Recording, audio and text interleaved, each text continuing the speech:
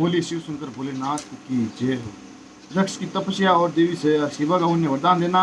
नारद से पूछना, पूज्य पिताजी, दृढ़ता पूर्वक उत्तम व्रत का पालन करने वाले दक्ष ने तपस्या करके देवी से कौन सा व्रत प्राप्त किया था? वह देवी किस प्रकार दक्ष की कन्या हुई?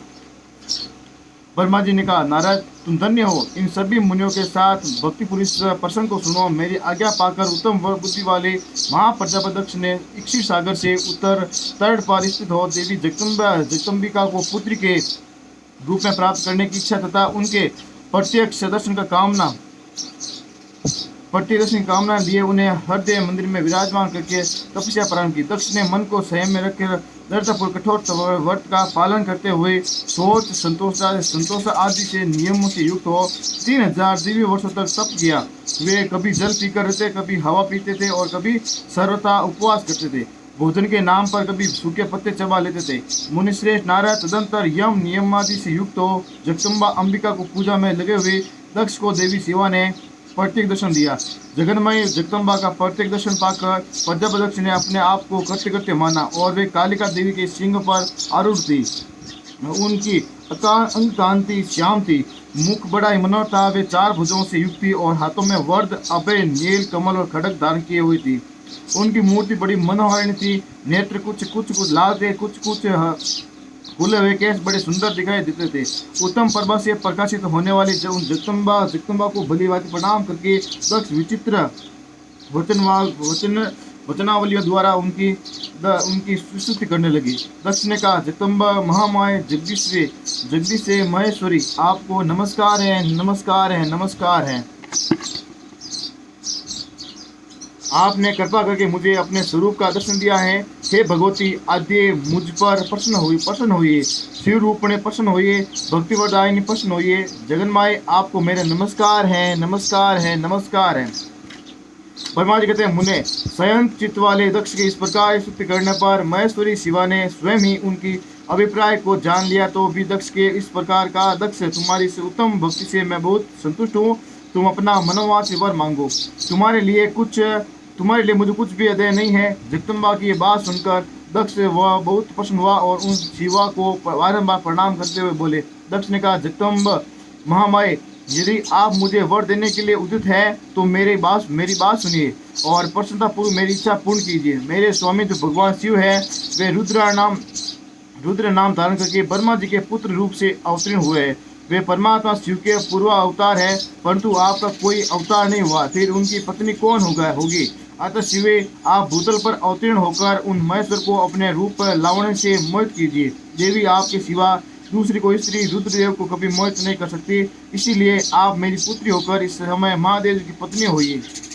इस प्रकार सुंदर लीला करके आप हर मोहिनी भगवान शिव को मोहित करने वाली बनिए। देवी, यह मेरे लिए वर है, यह केवल मेरे ही सरसा का बात हो, ऐसी नहीं सोचना चाहिए। इसमें मेरे ही साथ संपूर्ण जगत का भी हित है। ब्रह्मा, विष्णु और शिव में ब्रह्मा जी को प्रेरणा से मैं यहाँ आया हूँ। प्रजापति दक्ष का वचन सुनकर जगदम्बिका शिवा हंस पड़ी और मन ही मन भगवान शिव का स्मरण करते यूं बोली। देवी ने कहा, तात प्रजापति दक्ष, ये मेरी उत्तम बात सुनो। मैं सत्य कहती हूँ, तुम्हारी भक्ति से अत्यंत प्रसन्न हो तुम्हें संपूर्ण मनोवांछित वस्तु देने के लिए उदित हूँ। दक्ष, यदि मैं महेश्वरी हूँ तथापि तुम्हारी भक्ति के अधीन हो, तुम्हारे पत्नी के गर्भ से तुम्हारी पुत्री रूप से अवतीर्ण होंगे, इसमें संशय नहीं है। अनग मैं अत्यंत दुस्सह तपस्या करके ऐसा व्रत करूंगी जिससे महादेव जी का वर पाकर उनकी पत्नी हो जाऊं। इससे सिवा और किसी उपाय से कार्य सिद्ध नहीं हो सकता, क्योंकि वे भगवान सदाशिव सर्वथा निर्विकार है। ब्रह्मा और विष्णु भी सेव्य है तथा नित्य परिपूर्ण है। मैं सदा उनकी दासी और प्रिय हूँ। प्रत्येक जन्म में वे नाना रूप धारी शंभु ही मेरे स्वामी होते हैं। भगवान सदाशिव अपने दिए हुए वर के प्रभाव से ब्रह्मा जी को भरकुट से रुद्र रूप में अवतीर्ण हुई है। मैं वे उनके वर से उनकी आज्ञा से अनुसार यहाँ अवतार लूंगी। साथ अब तुम अपने घर को जाओ। इस कार्य में जो मेरी दूत अथवा सहायिका होगी उसे मैंने जान लिया है। अब शीघ्र ही मैं तुम्हारे पुत्र होकर महादेव जी की पत्नी बनूंगी। दक्ष ने से यह उत्तम वचन सुनकर वह कहकर मन ही मन शिव की आज्ञा प्राप्त करके देवी शिवा ने शिव के चरणार बिंदु का चिंतन करते हुए फिर कहा, प्रजापति, परंतु मेरा एक प्रण है, उसे तुम सदा मन में रखना चाहिए। मैं उसको पढ़ने को सुना देती हूँ। तुम उसे सत्य समझो, मिथ्या न मानो। यदि कभी मेरे प्रति तुम्हारा आदर घट जाए, तब उसी समय मैं अपने शरीर को त्याग दूंगी, अपने स्वरूप में लीन हो जाऊंगी अथवा दूसरा शरीर धारण कर लूंगी।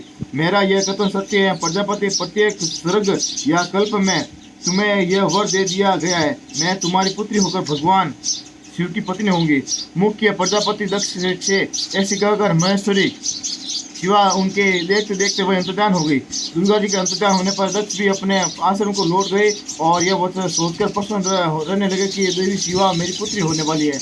बोले शिव शंकर भोलेनाथ की जय। ब्रह्मा जी की आज्ञा से दक्ष द्वारा मैथुन सृष्टि का आरंभ अपने पुत्र हर्षवों और सबलासुओं को निर्वृत्त मार्ग से भेजने के कारण दक्ष का नारद को श्राप देना। ब्रह्मा जी कहते हैं, नारद, प्रजापति दक्ष अपने आश्रम पर जाकर मेरी आज्ञा पा हर्ष भर मन से नाना प्रकार की मानसिक सृष्टि करने लगे। उस प्रजा सृष्टि को बढ़ती हुई नव देख प्रजापति दक्ष ने अपने पिता मुझ ब्रह्मा से दक्ष बोले, ब्रह्मा से कहा, दक्ष बोले, ब्राह्मण तात प्रजानाथ, प्रजा बढ़ नहीं रही है प्रभु, मैंने जितने जीवों को सृष्टि की थी वे सब उतने ही रह गए। प्रजानाथ, मैं क्या करूं? जिस उपाय से ये जीव अपने आप बढ़ने लगे हैं वह मुझे बताइए, तदनुसार मैं प्रजा की सृष्टि करूंगा, इसमें संशय नहीं है। बोलिए।